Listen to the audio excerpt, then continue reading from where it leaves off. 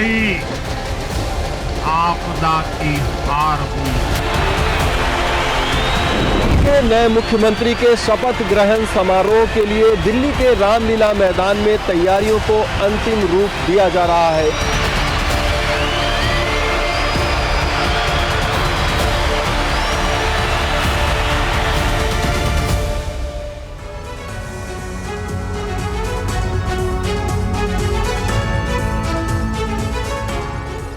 नमस्कार, मैं हूं पद्मजा जोशी। अभी से करीब 17 घंटे बाद दिल्ली के नए सीएम और मंत्री परिषद का शपथ ग्रहण समारोह शुरू हो जाएगा, लेकिन उससे पहले आज दिल्ली में सियासी हलचल तेज रही। एक तरफ कल होने वाले शपथ ग्रहण समारोह के लिए रामलीला मैदान तैयार हो गया, तो वहीं आज सुबह बीजेपी संसदीय बोर्ड यानी कि पार्लियामेंट्री बोर्ड की बैठक भी हुई, जिसके थोड़ी ही देर बाद दिल्ली के लिए 2 पर्यवेक्षकों के नाम की घोषणा कर दी गई। रविशंकर प्रसाद और ओपी धनखड़ को दिल्ली के लिए ऑब्जर्वर की रिस्पांसिबिलिटी दी गई है। उधर आरएसएस की नई बिल्डिंग यानी कि केशव कुंज में आज अमित शाह, जेपी नड्डा और राजनाथ सिंह, उसका उद्घाटन है। जो नई बिल्डिंग बनकर के तैयार हुई है केशव कुंज में झंडेवाला के पास, उसका उद्घाटन होना है। बीजेपी के तमाम बड़े नेता वहां पहुंच चुके हैं और आज की सबसे बड़ी ब्रेकिंग न्यूज तो निकलेगी बीजेपी के दिल्ली दफ्तर से, जहां शाम के 7 बजे विधायक दल की बैठक होनी है।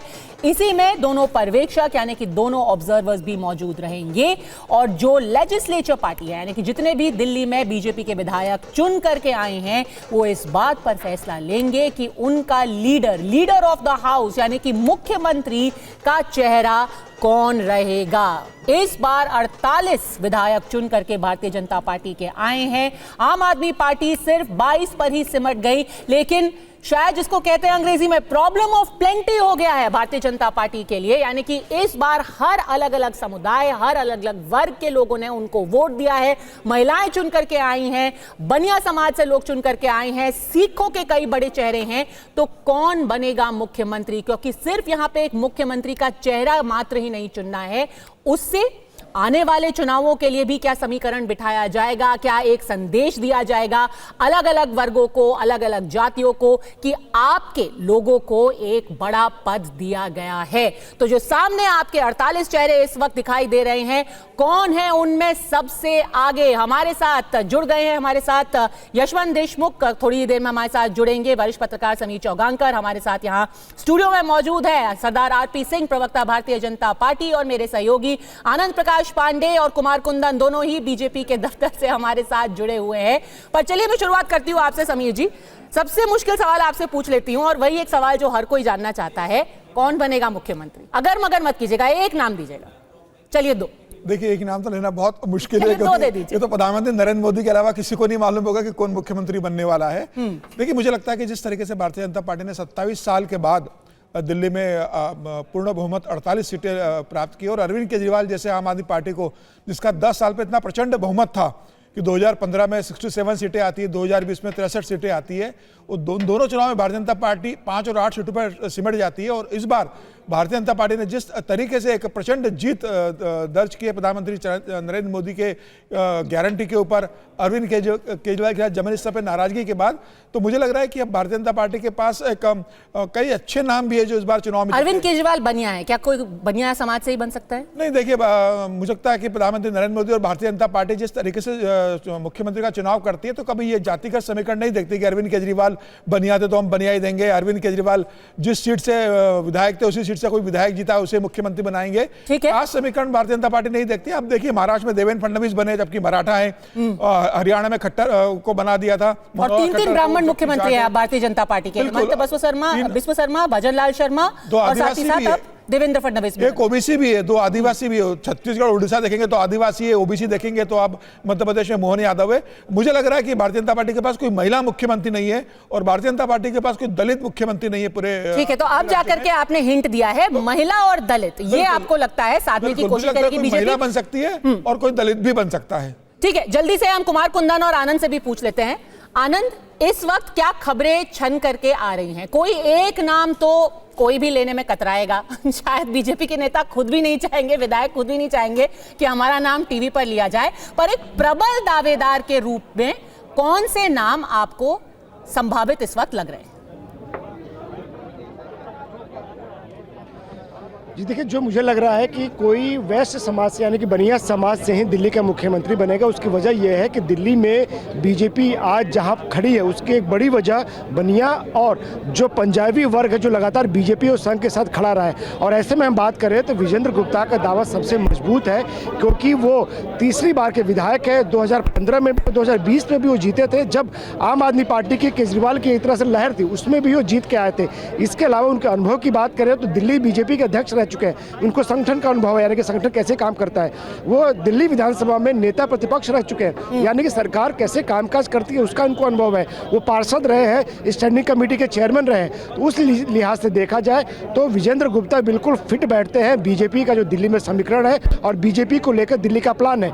रेखा गुप्ता भी, हालांकि वो भी बनिया है, वो महिला भी है, वो दोनों कैटेगरी फिट बैठती है, लेकिन वो अभी पार्षद से पहली बार विधायक बनी है और बीजेपी को दिल्ली में 27 साल बाद सत्ता मिली है, काम बहुत कर रहे हैं। तो ऐसे में रेखा गुप्ता एक न्यू कमर साबित होंगे और उनको मुख्यमंत्री बनाया जाता है। तो ऐसे में विजेंद्र गुप्ता का दावा सबसे मजबूत है जो हमें लग रहा है। विजेंद्र गुप्ता वैश्य समाज से आते हैं, एक बड़ी हिंट यहाँ पर दे दी है आनंद ने भी। तो वैश्य समाज से और कौन कौन से बड़े चेहरे हैं? 2 चेहरों का जिक्र किया आनंद ने, विजेंद्र गुप्ता, रेखा गुप्ता की भी बात की गई है जो कि शालीमार बाग से चुनी गई हैं। इसके अलावा कृष्णा नगर से अनिल गोयल बहुत लो प्रोफाइल है, रोहताश नगर से जितेंद्र महाजन। तो ये 4 बड़े नाम जो कि वैश्य समाज से इस वक्त जिनकी चर्चा की जा रही है। कुमार कुंदन के साथ भी बीजेपी दफ्तर से कुछ पदाधिकारी जुड़ गए हैं इस वक्त। क्या कहना है उनका? उनको क्या लगता है कौन है प्रमुख चेहरे?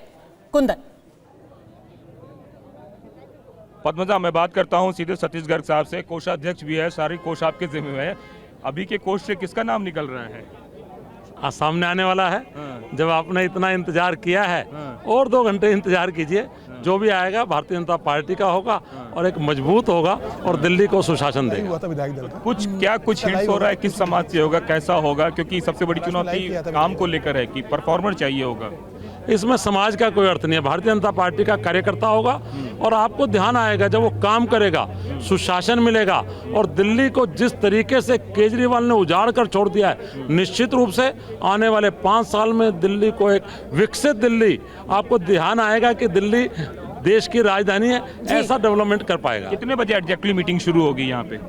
अभी तक की जैसी चर्चाएं हैं, जैसी सूचनाएं हैं, मुझे लगता है 7 बजे के लगभग का टाइम आप सब लोग भी दिखा रहे हैं। मैं भी तो अभी आया ही हूँ। अच्छा। लेकिन लगता है कि 7 बजे का शायद टाइम है। इंतजामिया कमेटी से आप जुड़े हुए हैं, 7 बजे शुरू होगा, कब तक खत्म हो जाएगा आपको ऐसा लगता है? एक प्रक्रिया है, संवैधानिक प्रक्रिया है, जो भी उसके अंदर आधा घंटा। देखिए, कोषाध्यक्ष से आप बात कर रहे हैं, दिलचस्प बात यह है कि वैश्य समाज जो है, कोई भी पार्टी जो कि सत्ता में रहती है वो कितनी फाइनेंशियली मजबूत हो, उनको भी लेकर के जो वैश्य समाज है उनका काफी योगदान रहता है। जो पूरा इलाका है, चांदनी चौक का इलाका है, वहां पर बहुत प्रबल प्रभाव रहता है वैश्य समाज का, जो बनिया समाज भी है। गौरव हमारे साथ जुड़े हुए। एक दिलचस्प सवाल ये भी होगा गौरव, और गौरव बस स्टॉप पर है हमारे, देखिए हमारी चुनावी बस वहां पर मौजूद है बीजेपी के दफ्तर के बाहर, गौरव उसके अंदर ही है। और गौरव, जब महाराष्ट्र में विधायक दल की बैठक हुई थी तो उसको लाइव स्ट्रीम किया गया था, वो अपने में एक मैसेजिंग बताई जा रही थी। अब सवाल ये भी उठता है, क्या दिल्ली में भी उस तरीके की लाइव स्ट्रीमिंग की जाएगी? ये तो 7 बजने का इंतजार करना पड़ेगा पद्मजा, क्योंकि पहले से कोई ऐसी इन्फॉर्मेशन बीजेपी की तरफ से और प्रदेश कार्यालय जहां पंत मार्ग पर इस वक्त हम अपनी बस के साथ खड़े हैं, ऐसी कोई इन्फॉर्मेशन नहीं दी जा रही। जैसा कि अभी आप आनंद से बात कर रही थी, जैसा आप कुमार कुंदन से बात कर रही थी, उनके साथ कोषाध्यक्ष भी थे। देखिए, किसी को कुछ भी या तो पता नहीं है या कोई बताना नहीं चाहता, 2 चीजें हैं। क्योंकि लगातार कयास लगाया जा रहे हैं। आप वैश्य समुदाय के 4 नाम बता रही थी कि वैश्य समुदाय से दिल्ली का कोई सीएम हो सकता है। चर्चा यहां तक है कि वैश्य और महिला दोनों जो हो वो हो सकते हैं। चर्चा यहां भी है कि उसके अलावा क्या और किसी समुदाय से हो सकता है। लेकिन आपको मैं जरा तस्वीरें दिखाऊंगा पद्मजा, जरा तस्वीरें देखिए, क्योंकि मैं बस के ऊपर हूं तो मेरे पास बर्ड आई व्यू है। आप देखिए कितना जमावड़ा यहां पर है, और हर यहां पर आप देखिए दिल्ली न केवल कार्यकर्ता, मीडिया का बड़ा जमावड़ा है। बड़ा सा एक टेंट लगाया गया है यहां पर, देखिए जहां पर कुर्सियों का इंतजाम किया गया है ताकि जो कार्यकर्ता आए, जो बाहर से लोग आए, वो यहां पर बैठ सके। अभी वहां पर थोड़ी देर पहले ढोल नगाड़े बज रहे थे, अभी शांत हुए, क्योंकि अभी 5 बजकर 9 मिनट हो रहा है। लगभग 1 घंटा 50 मिनट बाद जब यहाँ वो 7 बजे मीटिंग शुरू होगी, जब पर्यवेक्षक आएंगे, जब विधायक आएंगे, उसके बाद फिर बहुत हलचल यहाँ पर शुरू होने वाली है। थोड़ी देर में आपको मैं दिखाना चाहूँ, अगर यहाँ दिखा सके संदीप मेरे कैमरा सहयोगी, यहाँ पे दिल्ली में बीजेपी सरकार तो आप देख ही रही है। एक पोस्टर जो यहाँ पर लगा है जिस पर प्रधानमंत्री मोदी, जेपी नड्डा और वीरेंद्र सचदेवा की फोटो है, लेकिन अंदर फूलों से बहुत खूबसूरत तरीके से लिखा गया है दिल्ली में भाजपा सरकार। बहुत अच्छे तरीके से प्रदेश कार्यालय को सजाया गया है और क्योंकि 27 साल बाद बीजेपी की दिल्ली में वापसी हो रही है, एक लंबा यहाँ पर गैप झेला है बीजेपी ने दिल्ली में, तो उसकी खुशी भी यहाँ कार्यकर्ताओं में, नेताओं में साफ देखने को मिल रही है पद्मजा। और इसीलिए अब क्योंकि यहाँ पर हम लगातार अपने दर्शकों को बता रहे हैं विकसित दिल्ली बीजेपी सरकार जो शपथ समारोह है जो कल, और जिसके लिए कार्ड तक बढ़ गए हैं, जिसके लिए वीवीआईपीज, वीआईपीज, फिल्मी हस्तियां और साधु संत सबको वहां पर 3 जो स्टेज बनाया जा रहा है उसके लिए कार्ड बढ़ गए। तो अब केवल एक ही चीज का इंतजार है, अब वो वैश्य समुदाय से होगा, किसी और समुदाय से होगा, महिला होगी, पुरुष होगा, ये तो आपको तभी पता चलेगा जब अंदर से पत्ते खोले जाएंगे। बाकी सब कयास है पद्मजा। तो देखिए गणेंद्र भारद्वाज जी आम आदमी पार्टी से जुड़ गए हैं, अरविंद केजरीवाल जी की टक्कर का कोई वैश्य समुदाय से ही हो सकता है बीजेपी से। एक बात बताइए, आप क्या चाहते हैं? आप क्या चाहते हैं कौन बने? आपका भी तो कोई फेवरेट होगा व्यक्तिगत।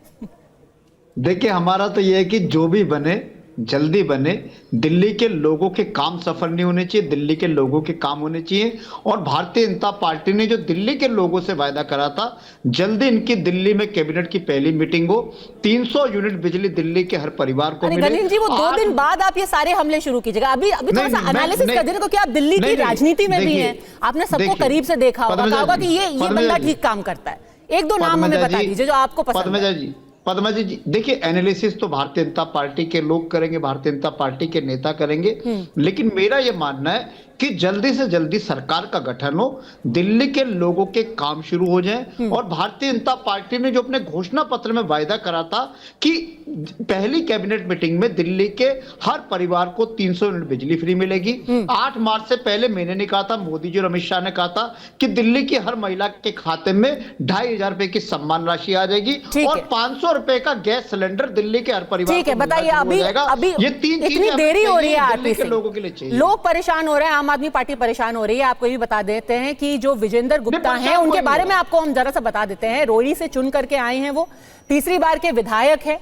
2025 में उन्होंने जीत की हैट्रिक लगाई है और उनका वोट मार्जिन भी जो है करीब करीब 40,000 का है। तो एक मजबूत चेहरा है। उस वक्त जब बीजेपी महज 3 सीटों पर सिमट गई थी दिल्ली में, उस वक्त भी ये अपनी सीट रोहिणी से जीत करके आए थे और इस बार भी करीब करीब 37,000 से ज्यादा का इनका मार्जिन रहा है। आरपी सिंह जी, इतने आपके पास बड़े बड़े मार्जिन से जीतने वाले लोग हैं, इतने बड़े बड़े नेता हैं, इतने दिन क्यों लगा दिए? अब तो लगभग 2 हफ्ते होने को आए हैं। शिकायत है आपसे? जी नमस्कार।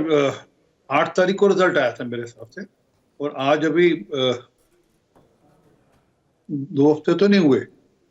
ठीक है, 19 तारीख हो गई, 11 दिन हो गए। 11 दिन हो गए ना, और आज फैसला हो जाएगा और कल शपथ ग्रहण भी है। हमारे यहाँ कोई ये तो नहीं ना कोई व्यक्तिगत पार्टी है, कोई एक व्यक्ति की पार्टी है, एक व्यक्ति सबको चलाएगा, जिसको रखना चाहेगा रखेगा, जिसको चाहेगा पिछवाड़े पे लात मार के बाहर निकाल देगा, ऐसा तो है नहीं। हमारे यहाँ तो एक आपस में सलाह मशवरा करते हुए 48 विधायकों के साथ चर्चा होगी सबके साथ, और उसके हिसाब से सबसे निजी चर्चा भी हो चुकी है। गणेश जी, जनता की आवाज है ना, वो कह रहे बेचैनी हो रही है दिल्ली वालों को कि कब आप अपने सारे वादे पूरे करेंगे। एक मिनट देते मैं जनता की आवाज पे भी आ रहा हूँ। 5 महीने जेल से मुख्यमंत्री अपनी सरकार चलाने का दावा करते रहे और बाहर आए तो खड़ाऊ मुख्यमंत्री बना दिया, देख महिला को खड़ाऊ मुख्यमंत्री बना दिया, और वो बात कर रहे हैं कि 10 दिन हुए, 11 दिन हुए, कोई दिक्कत हो गई। एडमिनिस्ट्रेशन चल रहा है, यमुना जी साफ होनी शुरू हो गई, तो काम तो चल रहे हैं, काम तो कोई रुके नहीं। पहले काम पहले ही शुरू हो गया, अभी शपथ ग्रहण नहीं हुई है, काम पहले ही शुरू हो गया है। तो ये प्रोएक्टिव गवर्नमेंट है। विनोद शर्मा जी भी हमारे साथ यहाँ पे जुड़ गए हैं वैश्य समाज से। विनोद जी, आपको क्या लगता है कि वैश्य समाज का अभी प्रबल दावेदारी है? भी मेरा एक डिफरेंट पॉइंट ऑफ व्यू है इस पे। मैं समझता हूँ कि दिल्ली में जितने भी यंग बड़े नेता हुए हैं बीजेपी के, उन्होंने कभी ना कभी कोई ऑफिस बेरर रहे हैं दिल्ली यूनिवर्सिटी स्टूडेंट यूनियन के।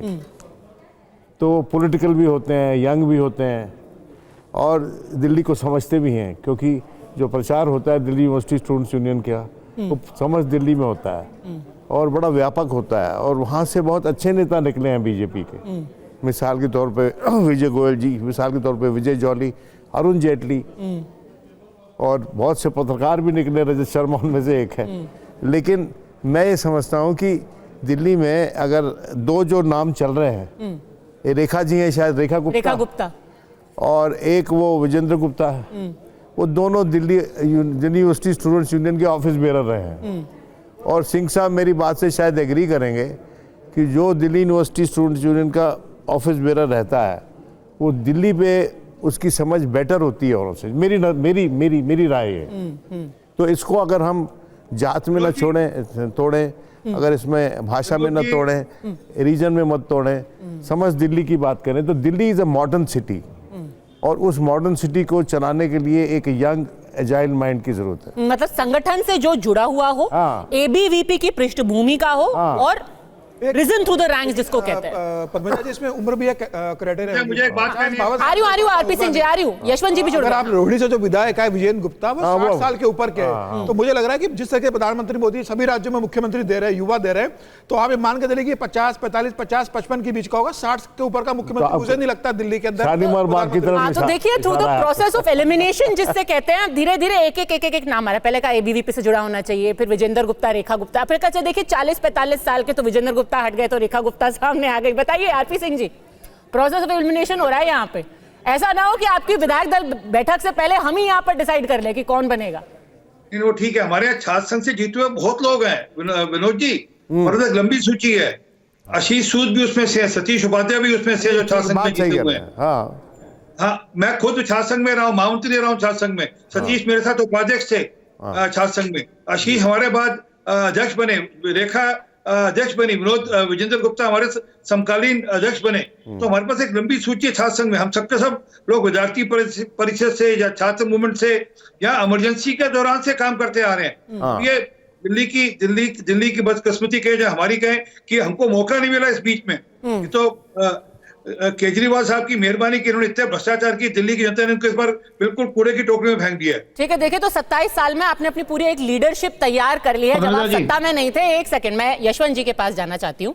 यशवंत जी, किस तरीके का मैसेज देगा जो मुख्यमंत्री का चेहरा होगा आपके हिसाब से?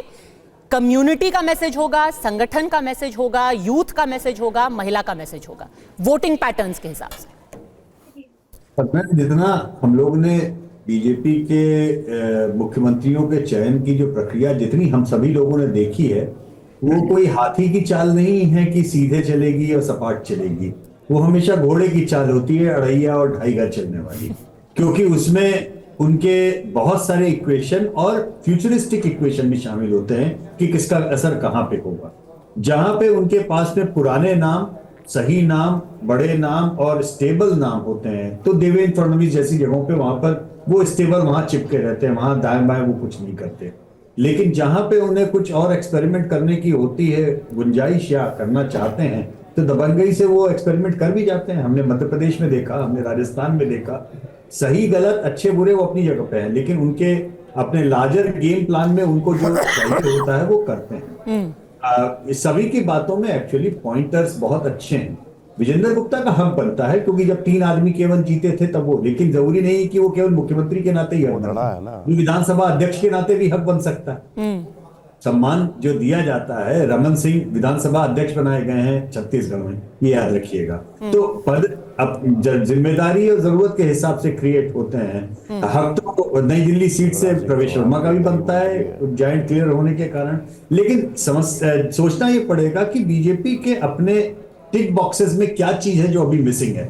मसलन महिला नेतृत्व मुख्यमंत्रियों के उसमें उनके पास में अभी कहीं ना कहीं मिसिंग है। एक तो सिख चेहरा पंजाब के ऊपर वो लोग बहुत ज्यादा हाइपर रहे हैं, और ये बात कहना चाहिए, मतलब क्रेडिट वेयर ड्यू वाले कि प्रधानमंत्री नरेंद्र मोदी ने जितना बेंड ओवर बैकवर्ड होकर के पंजाब और सिख इमोशन को एकोमोडेट करने की कोशिश की है पिछले 10 सालों में, मुझे नहीं लगता कि किसी भी और राज्य और किसी भी और कम्युनिटी के लिए इतना ज्यादा प्रयास उन्होंने किया।